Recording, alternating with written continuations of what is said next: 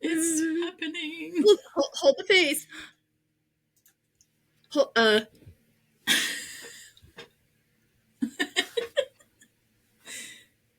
I like that one. Okay, so let's talk pompadour, which again, Okay. we're not even going to Google it. We're just going to imagine. We're just going to whether or not pretend that pompadour goes this way or this way. And I almost feel like it could be either. But the point is this shape and then this shape and then, like, I think it's part of it, right? Like, this is, like, part of it, maybe? Maybe. I Does a don't pompadour know. have to have a bomb? All I'm thinking about with pompadour is... I'm so sorry. I'm so sorry. No apologies. Your thoughts are golden here, and they are welcome, and they are loved, and I love you. Okay, well, it's a weird thought, but Okay. the movie, right? Jurassic Park 2. Lost World. I thought you were going to talk about something like this. I told you, it's really weird. Dinosaurs. Okay, sorry. Okay, dinosaurs. They're hunting the dinosaurs, and the guy's like, that Packy, the pompadour. Friar Tuck. That's what he says. Because why did he say pompadour? Because it's I think it was the Pachycephalosaurus, which has like this like cone on its head. Oh. And then he couldn't say Pachycephalosaurus, so he just said the pompadour. I think of, even though I don't actually think this has anything to do with it, again, I don't know if it's as unexpected as Jurassic Park, but is the Scarlet Pimpernel. Okay. I don't actually think he has a pompadour. I think it's the fact that Pimpernel and pompadour sound similar. Hey. That, my friends, is ADHD. Here we go. I'm like, these two words sound similar. Yeah. And I'm sense. Over here. Dinosaurs! Welcome to Two Human Hearts, a podcast of illuminating discussions, expert insights, and stories of resilience. Find a cozy spot and come along with us as we dive into honest conversations from our two human hearts to yours. Coming back around. Yeah, well, what are we talking about today? Okay, well, listen, we were going to talk about how to handle when your children have big feelings or find like scary news, and then like you have to draw a boundary for them of like keeping them safe. Yeah. So yeah, that could work. Also, currently have a child home sick. Oh. So that's another potential discussion. Oh, I'm just realizing I'm like kind of far away from this microphone. I should probably. Oh, that does sound better. Am I far away? I don't know. Hold on. No, I think you sound great. I just forgot that I needed to be close to this microphone, and I was rocking back a little bit. Well, maybe.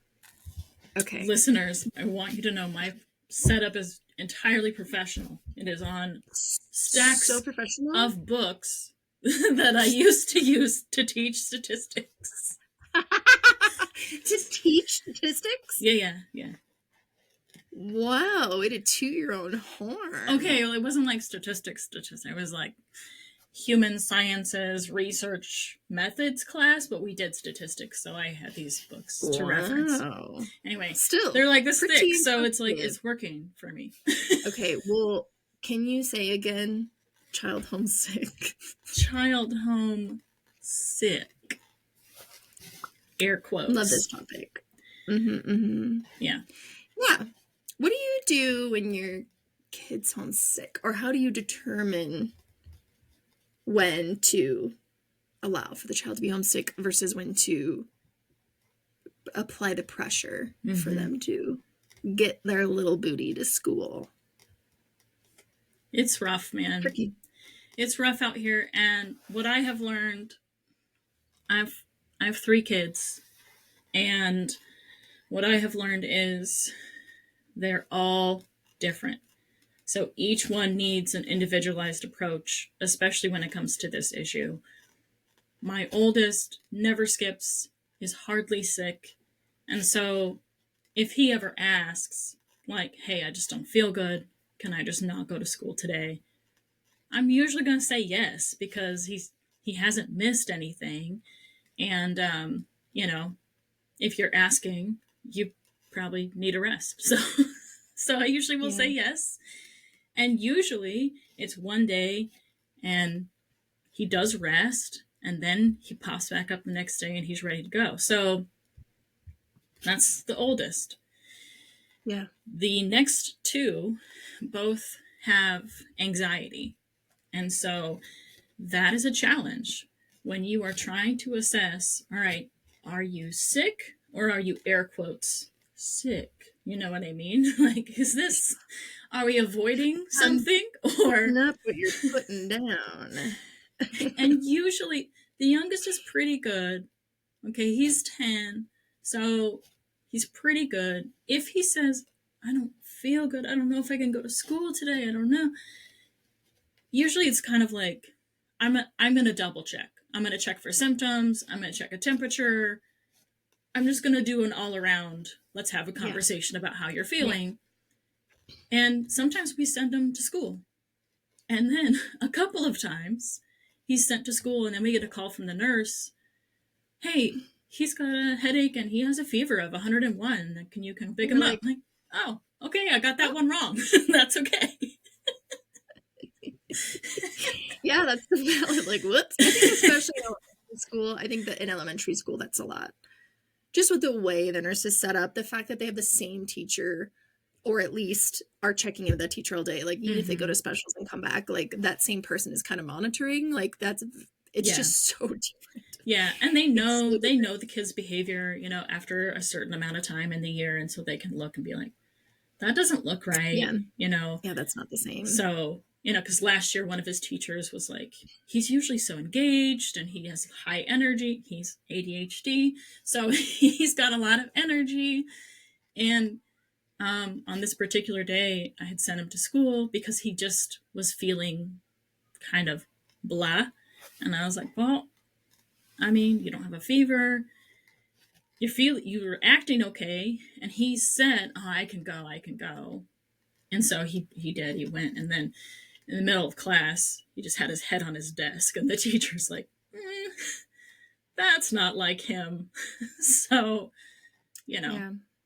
And that one turned out to be strep throat. So, you know, sometimes it's an issue.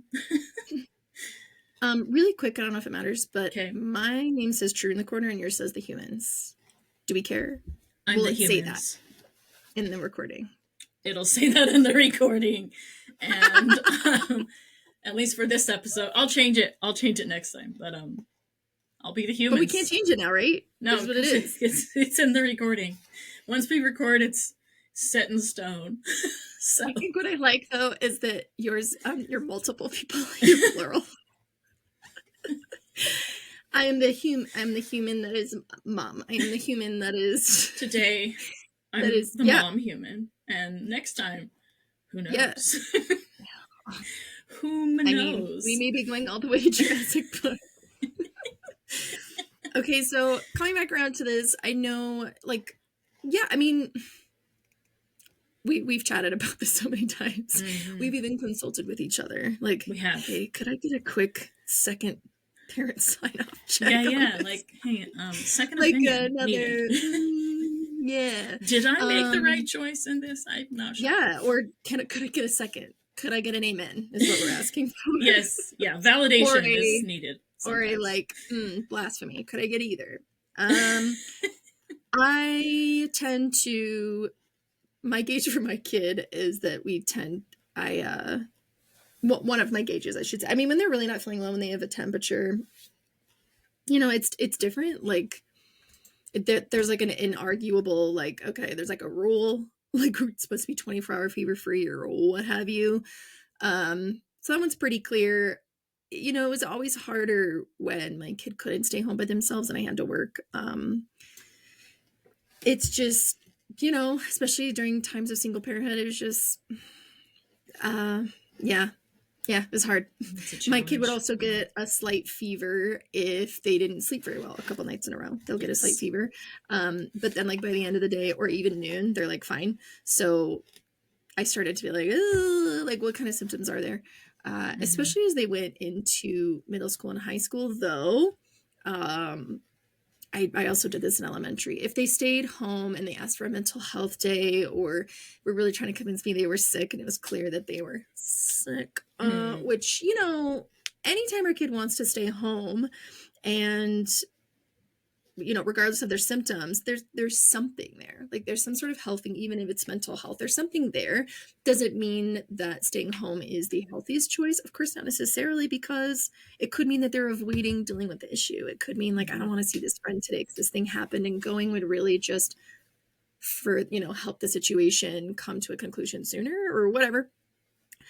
But if they asked to stay home, and and they didn't have any clear sickness signs and like the lethargy, the like blah, kind of, then they had to do some extra chores. And those chores, to be clear, we were joking about it the other day, it wasn't like family farm chores, like, well, you're gonna help me with the pig slop. That's not, go milk the cow. it's not that. It's like, if you're gonna stay home, you're gonna help with the family business. It's not that. Even though when they were young, they may have felt that way. I was really trying to further this idea of self-care. Like if we take a sick day, if we stay home, if meaning it will happen, I should say when we take those days, generally we don't need the entire day for rest. It is helpful to spend at least some of that day, even if it's just an hour of that day, setting ourselves up for success the next day. Like, how are we going to believe that by missing school and therefore being somewhat further behind in the work, that we are then also going to somehow be ahead? Like, how is getting behind going to get us ahead? Like, how does that even mathematically make sense? Right. So if they feel capable, we do try to check the Schoology, the Infinite Campus, the Google Classroom, the whatevers, to see if there's any work they can complete at home. Or at least understanding where they're going in the unit, because even that can help with some of that feeling of overwhelm the next day when they feel completely blindsided by what happened in school that they missed. So we try to check. We also do some self-care things, like we do a little extra work on our room so we feel extra capable the next day. And then maybe another extra self-chore, like doing a load of laundry for ourselves, or our desk that was super disorganized. We try to do some of that. We try to like organize our backpack, has been a really common one, because if we're feeling incapable, generally everything feels too overwhelming, especially when we're talking about neurodivergence, which is the case for me and my kiddo. How can the next day we get that like Claritin commercial moment of like, it's a sunny day, I'm on my way. Like how can we get closer to that? And for me, if I wake up the next morning, rested, I went to bed at a good time, I took a bath, I did all this self-care, really prepared myself for sleep, got some good sleep. The next day I wake up, my room is cleaner than I remember doing, and my backpack is organized. Yeah, I'm having one of those days. That's what we try to do. So that's a big gauge for me. And then, of course, if they ask to stay home another day, well, and we also check in and process. Okay, let's check in. What's going on? And then by the end of the day, we're also checking in when they had time to themselves to read. Because that's the thing. If we're not on screens all day and really in distraction all day, we can have screens that day, potentially, especially when we get our stuff done. But if we're not on it all day, we are going to naturally process some things. We have less distraction by going to school. So by the end of the day, what's going on? What's there? What's coming up for you? And they're like, well, also there was this thing with this, and you're like, person. Tell me more. So I'm going to put this out because I'm sure I'm not the only person who's had this experience, but no, you're unique. Your experience is completely unique. I am to you. completely unique and powerful snowflake. No one is like me. The sand. 40, shut up, I'm awesome. That's right. That's it. That's right. I actually had that moment yesterday. I had to tell myself, I'm 40, shut up, I'm awesome. I'm 40, shut up, I'm awesome. Okay, so my middle child is a unique case because there's severe anxiety there, and there is a chronic illness also in play. So it further complicates the issue.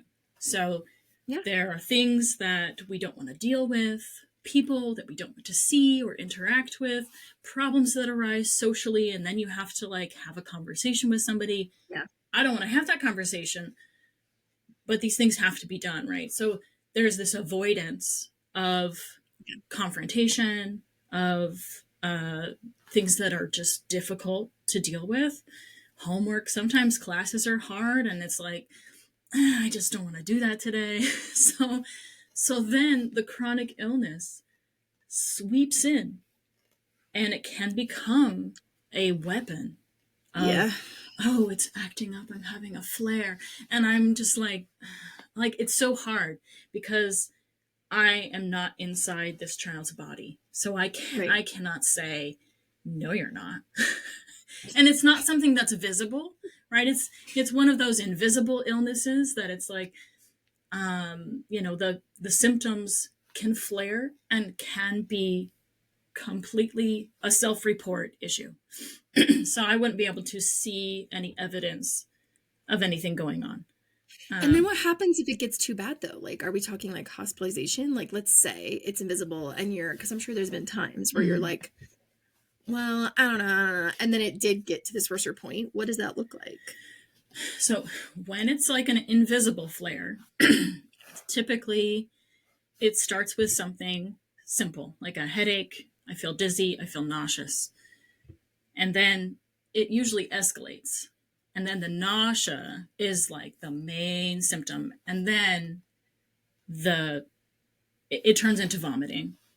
I hate to be crass about it, but that's what it is. Crass. This human function. This human body thing that happens. Normal in a lot of ways. So, and it gets severe. It can get severe. We have been hospitalized, not admitted, but we've had to go to the emergency room for fluids before because it just doesn't stop.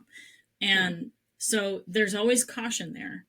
And this is one of those illnesses too, where like every flare up kind of creates like a layer of damage to the body. And so we have to be very careful. Wow. So that fear in you is really big. At the same time, dizziness, headache, nausea can all be induced by anxiety alone. So here we are. We're just in a difficult spot.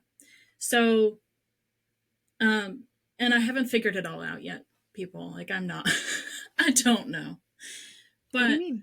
Ultimately, you're not omniscient. I'm not. So ultimately, we have to come up with a system of trust, right? And when that trust is damaged, then we have to have some consequences of like, well, you have to earn back that trust now because you have violated the trust that we share. Yeah. And it's happened. And I want to be clear.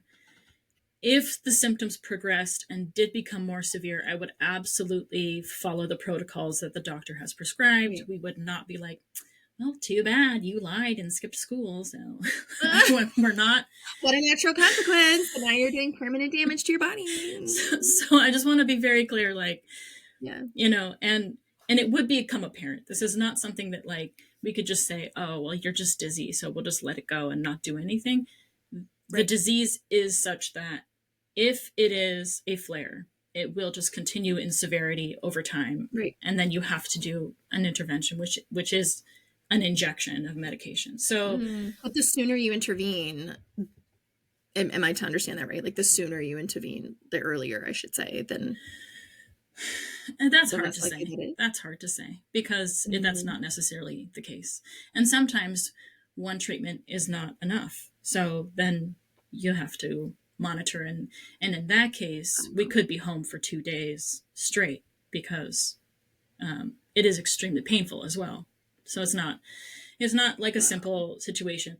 And over time, it becomes clear whether this was some amplified anxiety-induced, I'm skipping school, or this is a genuine flare that needs medical Yeah. attention, Well, it's so interesting because I do think like one of the greatest skills too that we are greatest. Maybe that's not the word. One of the most valuable skills that I think, staying home and making that decision we're trying to instill in our children really is that self-awareness. Mhm. But the self-awareness you were talking about, I mean, that's like even more, Yeah. right? That's even more because it's not just trust with your parents, it's trust with yourself and in what's going on. But then to become aware, because I'll tell you, like, even for my kid who had a temporary chronic illness that I could barely relate to what you're talking about, just a traumatic injury that just took a long, long time to heal from a couple years ago. It just even now as like an AFAB human, especially who has, I mean, everyone has hormones, but these like moon cycles, these like cyclical cycles of hormones that are spiking and dropping and getting used to that, and the nausea from that, and whether or not that means I'm sick, whether or not that means that that's just what it is, whether or not this is lack of sleep, whether or not that means is dehydration, whether or not this means this is a huge emotional upset and increased stress because I procrastinated on the thing and now I have too many things. That's hard enough. And then talking about this other layer, I'm just like, Yeah. mind blown. That sounds difficult to navigate. It's really hard to navigate as a parent. And it's also really hard for my kid to navigate because it requires a level of maturity that is beyond what is, I feel, developmentally appropriate. Yeah. And yet that's the situation that we're in. So, I in the past had not fully done kind of what you said of like, let's have a day of self-care. So if it becomes apparent, like, look, these symptoms are going away now that you're away from the stressful environment. Yeah. Okay, now we're going to have a day of self-care and also give me your phone because we're not going to be a lump on the couch or in your bed on your phone, ignoring life and ignoring these feelings.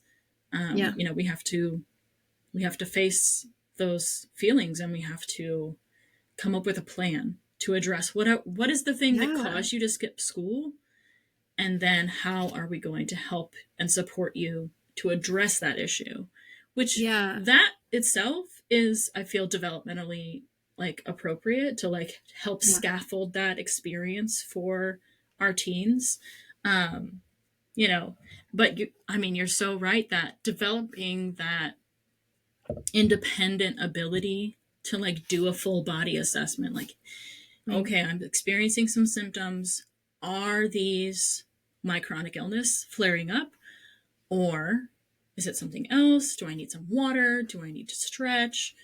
That's a level of self-awareness that is kind of beyond someone who's 15, Yeah, this brings up another topic too, which is there are, excuse me, not to critique.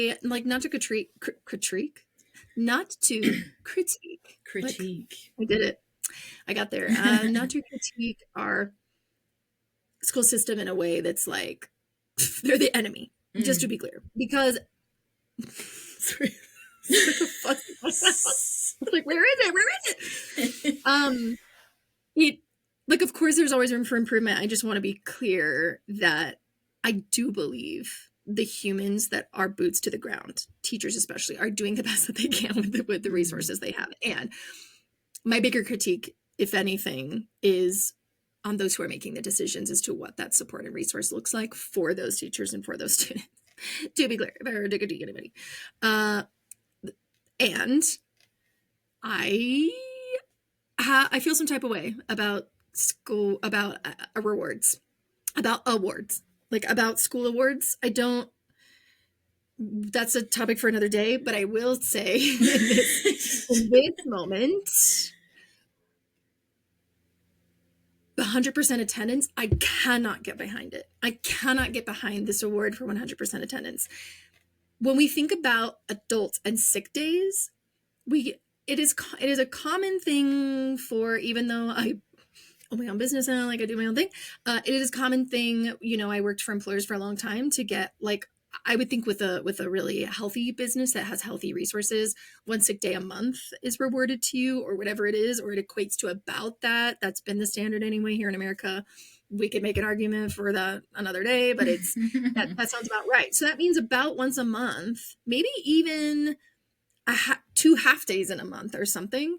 We are taking that time uh, to rest and recover because life happens. Or maybe we are taking multiple days that we build up, but still that equates then in a school year to like 9 days in the year, or 4 to 5 days in a semester that someone is staying home. They might use that time for appointments. They might, but technically in a workplace, you're supposed to use other time for that. Or maybe you do use it for that time, but it's still preventative in nature is the point to me. That's the point. And yet also awarding a kid, if a kid has 100% attendance, that means that kid went to school sick multiple times. There's no way this kid never got sick. Maybe they didn't get sick past functioning, but that means that kid went to school not feeling like that was the best choice for them. And they chose to ignore that feeling. They chose to ignore that self-awareness. And that little voice that's like, ooh, I don't feel well. Well, I guess I just better double up on my, caffeine?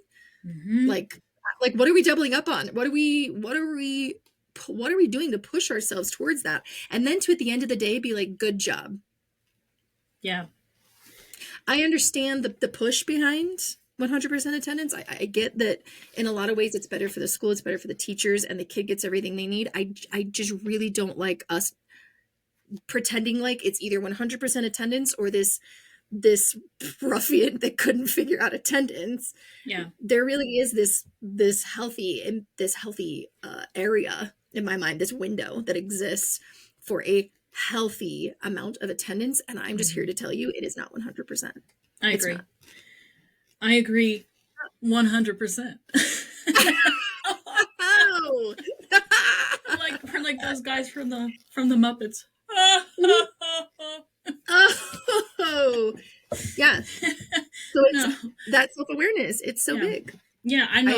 I agree. And I think for any kiddo who has any kind of chronic health condition, those policies they're harmful. It creates an environment of shame around the illness and attendance when they have to miss because of a flare-up or because of doctor appointments that are hours away sometimes, depending on how close you are to, resources. And that's an unfair standard to set. And then the school, our school at least, puts a lot of pressure on parents and students for 100% attendance. And, I have I have a kid with a chronic illness, and there are days that do get missed. And then there is a letter sent home, and it's like, wait, this is exactly why we have a 504 plan on file at the school, which is supposed to protect my child from negative consequences of missing too many days. Now, my child is responsible for work that is missed, and we have to work with teachers to get some of that work and, try to make it up as we can. But these policies and the communication and the pressure that is put on students, and I think it's probably students who, maybe somewhat enjoy learning, or students who have a chronic illness who it just feels so unjust. But I'm being punished. I can't earn this reward because I had to miss when I had this asthma flare for 2 days and I had to be taking my inhaler every 6 hours, and that is an unfair situation. Yeah, I mean, and to add another layer, in poverty, it is common for older kids to have to stay home for the younger kids when parents have to work. And that, especially, you're being told 2 different narratives. You're being told if you love and care about your family, you will do this. It is a requirement of our family. And then you're being told on the other side that if you care about school and you want your future to amount to anything, you will come to school. And you can't be both. You can't be both success stories in that model, in that narrative. And I understand the push for attendance. I think we really discount teenagers and even middle schoolers and even elementary schoolers' ability to see the nuance. I think if we gave it more information and narrative, I do think they could get it. Mm-hmm. I do. And even if they don't fully get it, like we're saying, when you're in a building a skill era of that particular skill, like self-awareness, which is like, pretty much your whole life, but especially at these ages and building this, like, what am I really feeling? What do I need to communicate? It's not going to look perfect every time, but we can give them the tools to succeed and do make it clear and be forgiving. It really kind of takes, though, knowing each kid's situation, which is why when school social workers, for example, or the community connectors, whatever we end up calling them, whatever educations they come from, when they end up being used for things like IEP hours instead of these community connections to get to know the kids that really are struggling, and that get flagged when they have below 85% attendance, and then this person goes into better understand and to better support instead of the whatevers. And I also understand the letters. I've worked in a school for a few years on the not the administrative, worked with administrators on this there you go. Yeah. School counselor, but kind of ended up getting utilized as a school social worker sometimes. Kind of blindly went in just like, hey, I'm looking for something else, need some more regular hours, where I was still getting my mental health hours, and ended up getting really, I mean, I got a lot of experience. It was definitely a learning moment for those few years. But recognizing that part of the reason why the letters are sent home is because they have to have a level of communication over time. They have to have like so many notifications over time to then send or recommend kids to truancy court, at which point they do usually get assigned a social worker. And then we are holding parents and or kids responsible for not kids, but teenagers responsible for their attendance, because getting an education through high school is a right for kids. And so then we're trying to figure out why that compliance isn't happening. So I understand it, but those are very disconnected things that are happening. Mm-hmm. And I just don't, I don't like the year, there was administrative turnover in my kids' middle school during the time that they were there. And that's the time that they had this temporary chronic illness. If that, even those words don't really make sense, but the point is, it took a long time to heal from this traumatic injury, and there was a lot of days off, and there was a lot of time spent in this healing process. Mm-hmm. And that was the year that they were really trying to get kids to attend more. And there was like, I understand why it was happening and why, attendance was low, partly because of the population that was, big in the school, and that attending school wasn't happening as much. And I understand, but that was the year they were having parties for kids whose attendance was high enough. And those were the years that my kids' attendance was not as high as it used to be. So they were automatically discluded, and they felt so ashamed and sad. Like, why can't I get it together? And I'm like having to take them back through the narrative of like, hold on. Yeah. or back through the truth to and then we ended up having our own things. But these kids got like snow cone parties and things that, major like social moments happened. And then so it wasn't the same that I took them out for a snow cone. It's not the same. And they, got labeled, and then ended up having to, instead of going to the party, they're sitting in the classroom with these other kids who they don't relate to, because most of these other kids are just like kids who don't want to come to school. They're considered the troublemakers. They're considered the issue. Again, if we want to go through a trauma-informed perspective, these kids not going to school has very little to do with their desire that just so happens to be their desire that came out of nowhere. There's a deeper, further narrative in their generational experience that exists, and they're doing the best they can. But then they're the biggest sense of community, which were these attendance parties where kids would want to come and feel like they're a part of a community. You're now just excluding them, and now they don't want to come more. Like what are we solving? I just didn't understand any of it. And at the time, I almost reached out and was going to like die on this hill about it.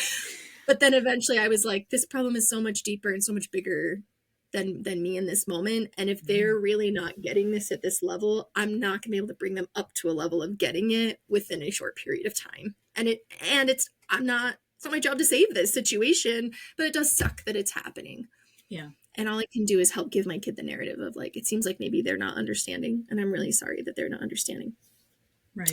And then like, I'm happy to go into the school. I'd like to go into school. Would you like me to talk to? And then they're just like, oh my gosh, no. Yeah. Please Yeah. I'm like, okay, I will leave it alone. Yeah. I'll leave it alone. Yeah. It's hard. It's Big real topics. hard. It's real hard. We never introduced ourselves. Introduced each other. Everybody knows us already. Okay, wait. So, I'd like to introduce my cousin Alice. Oh, guys, we're cousins. Oh, yeah.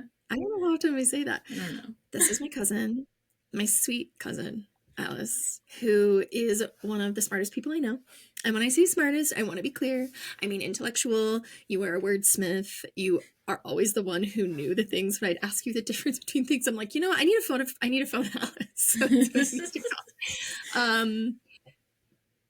She has her doctorate in human development and bachelor's like me. Yeah. That's right. And just a former professor of human development, super mom of 3 kids, and just one of my favorite people. Well, thanks. Well, why do we do this to each other? I don't know. No. I think we're forcing each other to take compliments. I think that's what we're doing. Okay. Guys, this is my cousin, True.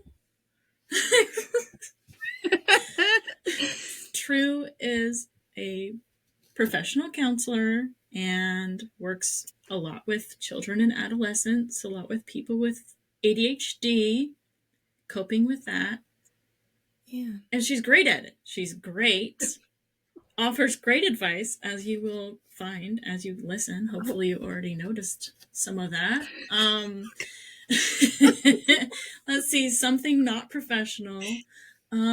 True is also like really good at making houses feel like home, even when it's not like you don't own you're a renter, but it looks like you own your home. You've done such a good job. It's beautiful at your house. Oh my gosh. I'm an avid nester.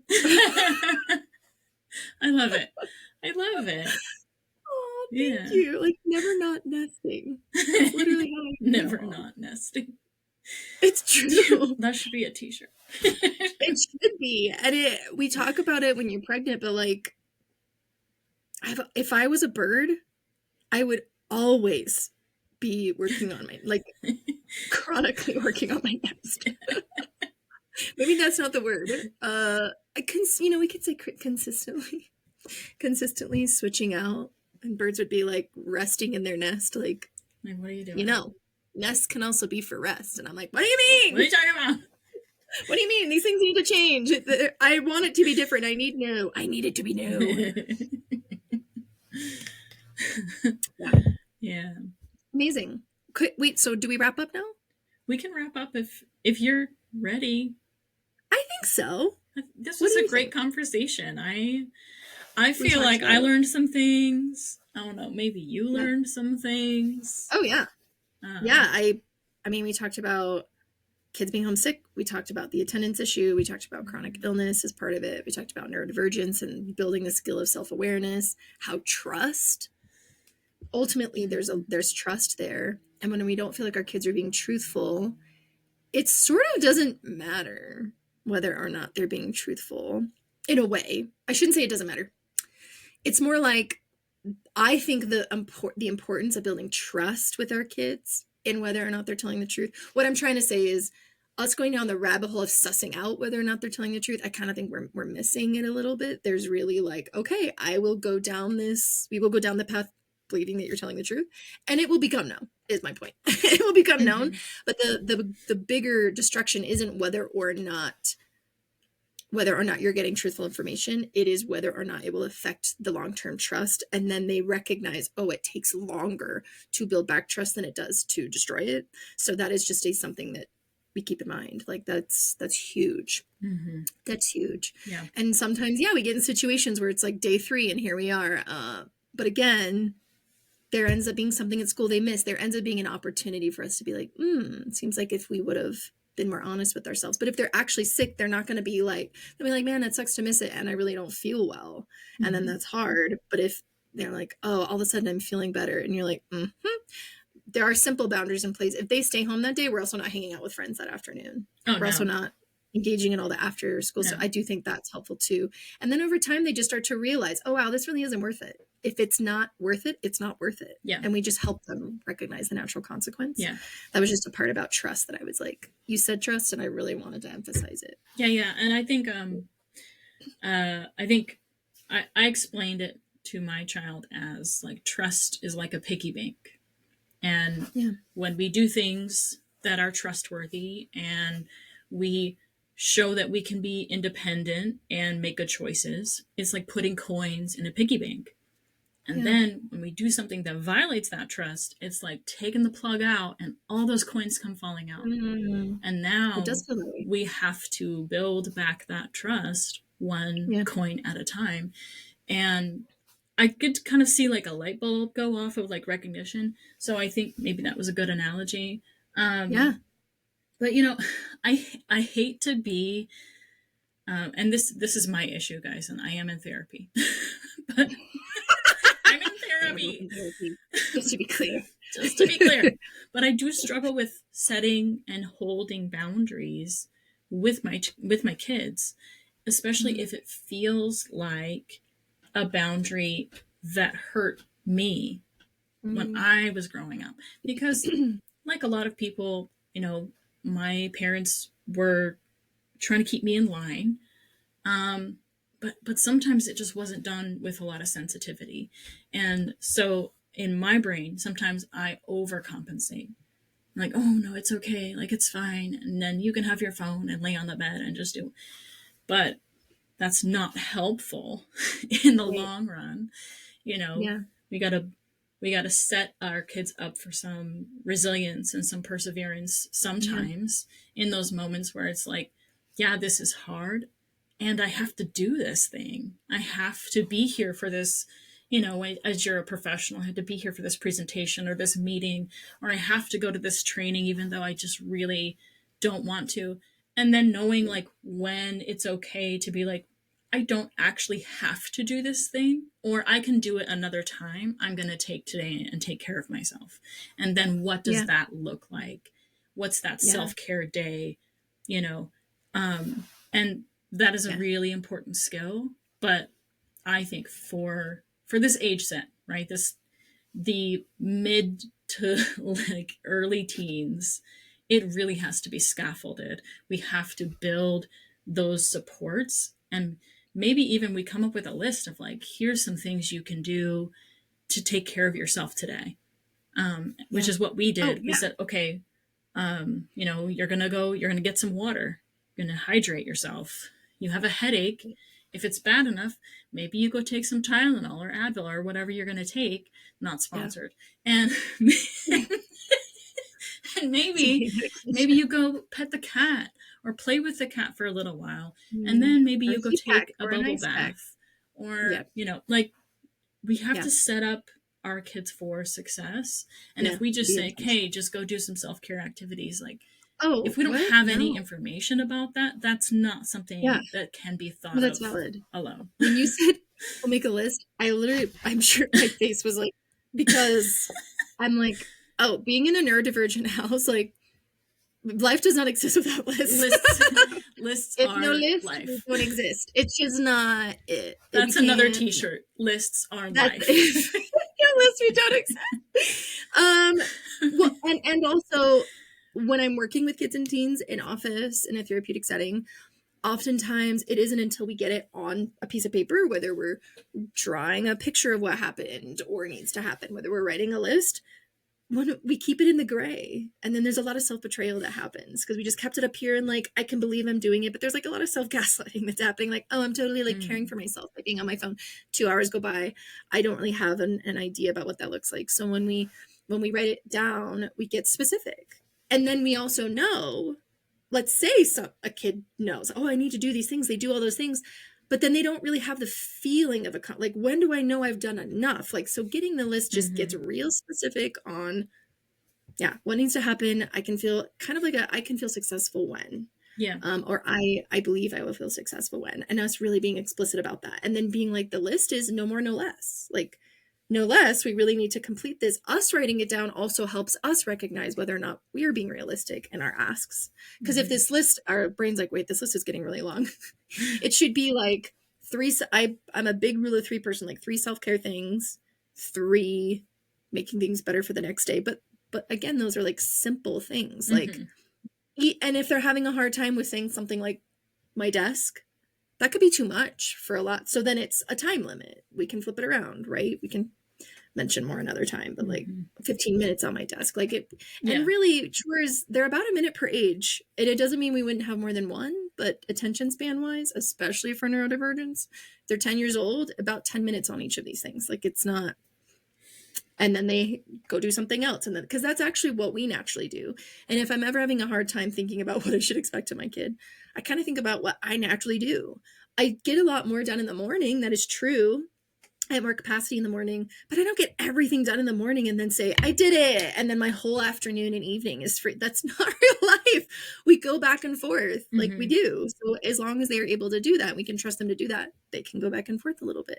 If it starts to become harder later because we didn't do enough earlier, man, looks like we need to get more done sooner. Like you just constantly let our behavior be data for the next time, what we learned instead of. Anyway, this is getting long now. Okay, yeah, we better wrap up. What do we say? Like, until next time? Until next time, what a great conversation with True and Alice. From our 2 human hearts to yours.